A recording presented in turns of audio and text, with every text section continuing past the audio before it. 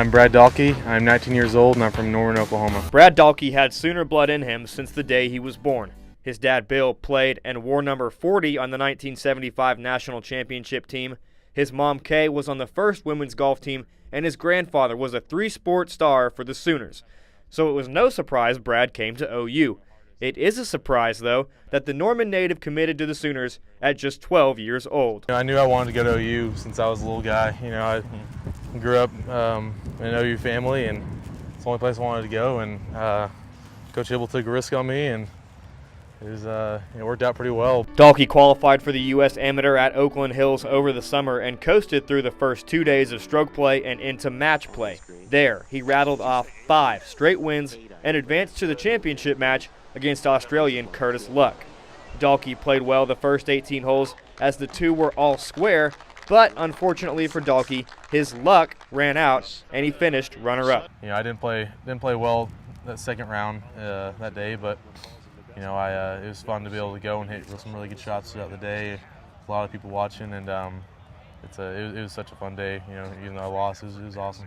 Despite not claiming the title, the runner-up finish still secured Dalkey a spot in the 2017 Masters at Augusta National and the U.S. Open at Erin Hills in Wisconsin. On the bag for his week at the Masters, the head coach who gave the stocky kid from Norman a shot 7 years ago. For me and my role with him, too, is I'm just going to try and let him be in the moment, and soak it all in and just have a great time, because you just never know how many of those you're going to get a chance to play in, and there's no reason to go worry. The fans support and love amateur golfers, and they want to see an amateur do well and do great. The entire Dalkey crew has already booked a house for their week at the Masters. This won't be Dalkey's first or likely last round at Augusta National, but you can bet it'll be quite a special week. Carson Williams, Sooner Sports Pad. Nice.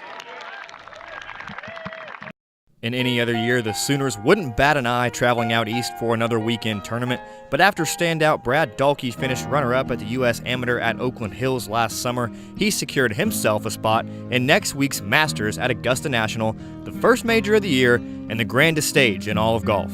It's just Augusta National, and I've been dreaming of going there since I was, as long as I can remember. Honestly, I've been I've been on the putting green when I was 6 years old, thinking this is a putt to win the Masters, and I make it, and I go crazy, and just to kind of have that dream. And I got to go out there 2.5 years ago. I think I was 16 maybe, and it was just a dream come true just to be able to play it.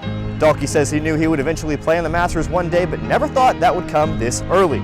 Sooners head coach Ryan Hibble will be on the bag for Dalkey next week at Augusta National, and before the week begins, hopes to check his coaching hat at the front gate. For me and my role with him, too, is I'm just going to try and let him be in the moment, and soak it all in and just have a great time, because you just never know how many of those you're going to get a chance to play in, and there's no reason to go worry. The fans support and love amateur golfers, and they want to see an amateur do well and do great. The nerves will be there for Dalkey on the first tee, and justifiably so, but he says it still boils down to the game he's been playing since he was a kid. By the end of the week, Dalkey will hope to have traded in his Sooner Crimson and Cream for Masters Yellow and Green.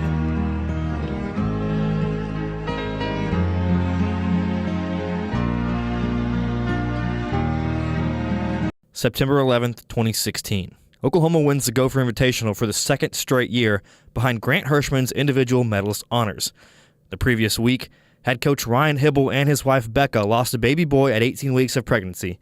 Coach Hibble was not with the team, but they wore ribbons on their hats with the initials TJH on them, in honor of Tucker Jackson Hibble. Fast forward 8 months later, Oklahoma is one win away from a national championship.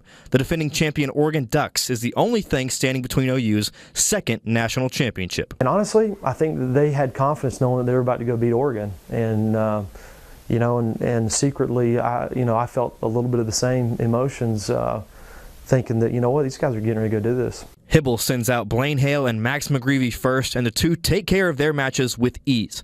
Riley Reinertson's comeback falls short as Wyndham Clark edges him out, leaving the final points to either Hirschman or Brad Dalkey. The whole day I was kind of just assuming it was going to come down to me, just for a mindset. I wanted to make sure I was in this match just in case it comes down to me. And I was obviously rooting for Grant and Riley to come back. Dalkey had a shot to win it late in his match, but his opponent chipped in to extend the match. On the next hole, Dalkey drained a 3-footer to give Oklahoma its second national championship and first since 1989 when they won it at Oak Tree Country Club in Edmond. I honestly, I don't even know if it's truly sunk in yet.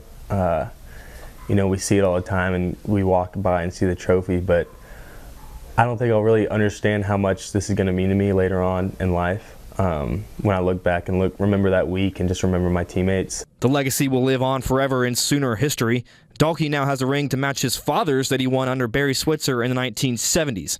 But it was all motivated by a bigger picture, something bigger than the game. I wouldn't want to win it for anyone else, talking about Coach Hibble or this university. Last year was an interesting year with my family and some of the things we went through with Becca, my wife, and it's more about her. It's not about me. It's about her and my kids and my family. For me, this is what I do. This is what I love to do. It does make me feel great for our guys, knowing that they were willing to do that, for me. But this is all about them. With nearly everyone back again this year, the Sooners are poised for another deep run. Already with a win under their belt, the Sooners are headed in the right direction for another postseason run. One that could include playing on their home course during regionals and at Carson Creek in Stillwater for NCAAs. Oklahoma golf doesn't appear to be going away anytime soon. Carson Williams, Sooner Sports Pad. 6 Saturdays a year, that's what Norman looks like for roughly 3.5 hours.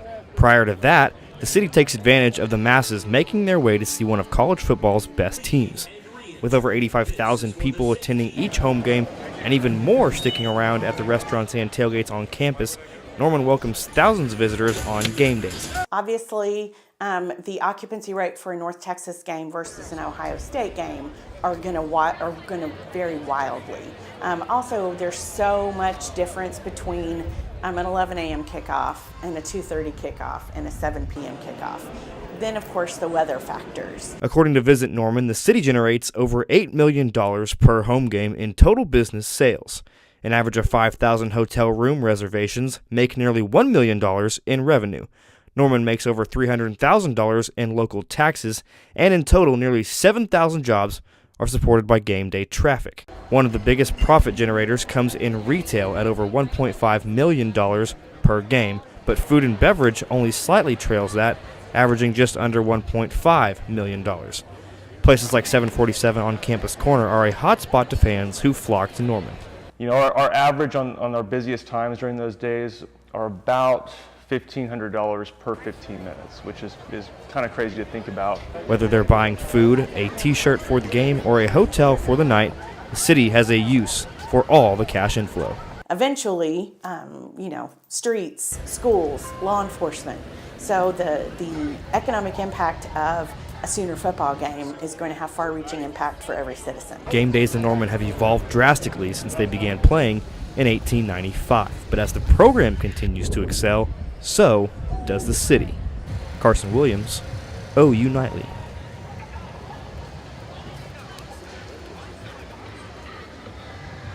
NFL scouts from all 32 teams piled into the Everest Training Center for OU's Pro Day to catch a glimpse of some of the best talent the Sooners have to offer. 16 players were out to prove that they had what it takes to make it on an NFL roster. I think it went really well. Definitely, met some goals that I wanted to get today, and I live with the results, and I'm very happy with the way the day ended. Hopefully I helped it a lot, obviously that's for the scouts to answer. Hopefully I impressed the scouts, but like I said, I'm very confident in what I did, and so, I'm looking forward to see what happens next for me. For some, Pro Day marks the end of one era and the hopeful beginning of another. Those players not invited to the highly touted NFL Combine use their Pro Day as a one-shot, take-it-or-leave-it showcase to NFL scouts. It definitely was kind of bitter in a taste in my mouth when I didn't get invited. I understood I wasn't going to hang my head too low over it. I was going to use it for motivation, because I'm very competitive and I just want to compete against some of the best guys in the nation. And, when I didn't get that invite, I just know how to write my story a little bit differently. You know, it just puts a chip on your shoulder. You know, not going to the combine, you know, you have to work harder. You have to work a little harder. So, you know, for me, I always work hard. I'm always going to work hard, and I just thank God for the opportunities that He gave me. And you know, I'm just glad that, you know, all the coaches and things, there were so many scouts here today, and this was just like a combine. So, you know, I was happy with just having the opportunity. With 1 month to go until the NFL draft, Pro Day was likely the players' last chance to showcase their on-field talents to NFL scouts. They've seen what they can do on film, but watching them in person is a completely different story. There's nothing left to do now but wait. You know, I'm enjoying my last couple months here. I'm gonna keep training and stay in shape. I want to, you know, hopefully go into these OTAs and camps, you know, one step ahead of everybody. But definitely enjoy my last couple months here with my family, close friends. Because, you know, they really got me here. I want to be here without them, but just, you know, let God take care of everything else. Oklahoma has had a handful of high draft picks, but they've also had a number of guys go undrafted who have carved their way onto an NFL roster. The point is, everyone writes their own book differently. These guys are just hoping their next chapter can be titled NFL Draft. Carson Williams, Sooner Sports Pad.